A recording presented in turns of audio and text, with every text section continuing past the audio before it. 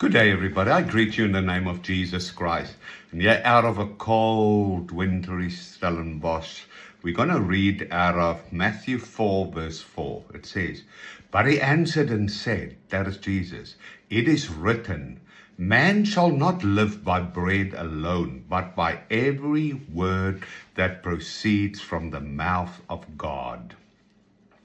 You see, it's a powerful statement. It basically says that it reveals that human life depends completely on communion with God, whose life-giving word sustains us all the time, both body and our soul. You see, and that we need to Jesus was not saying bread and food is not important. Rather, he teaches that our spiritual life must be governed by him, so that we govern our physical life. Food is a gift from God, but is not the source of true life. And this is so important. Every word means living by God's will. You see, God's living will is a sustaining power.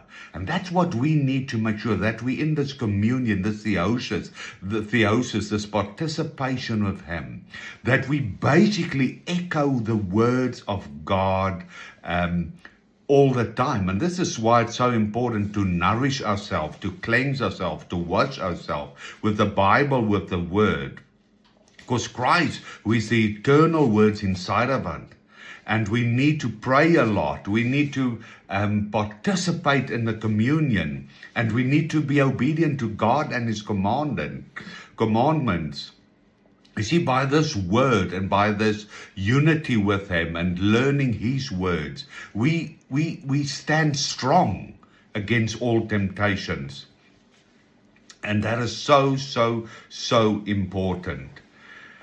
You see, St. Basil the Great teaches that the soul has a deeper hunger than the body, and that only God can truly satisfy the soul. That is so amazing. So, Matthew 4 verse 4 gives us the opportunity to ask ourselves some questions. Do I see God as eagerly as I seek food? Is my life shaped more by God's word than by my appetites? Am I nourishing my soul through prayer, scripture, worship, and communion? And do I trust God even when my physical or emotional needs press upon me? See, physical bread sustains earthly life for a time, but communion with Christ, the eternal word, gives the life that endures forever.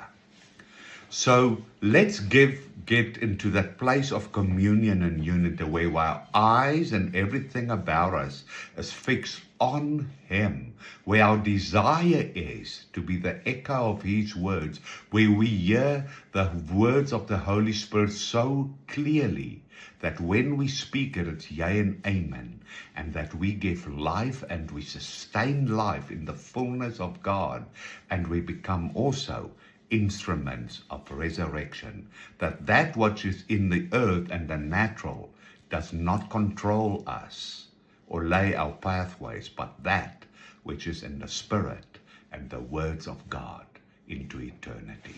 I bless you.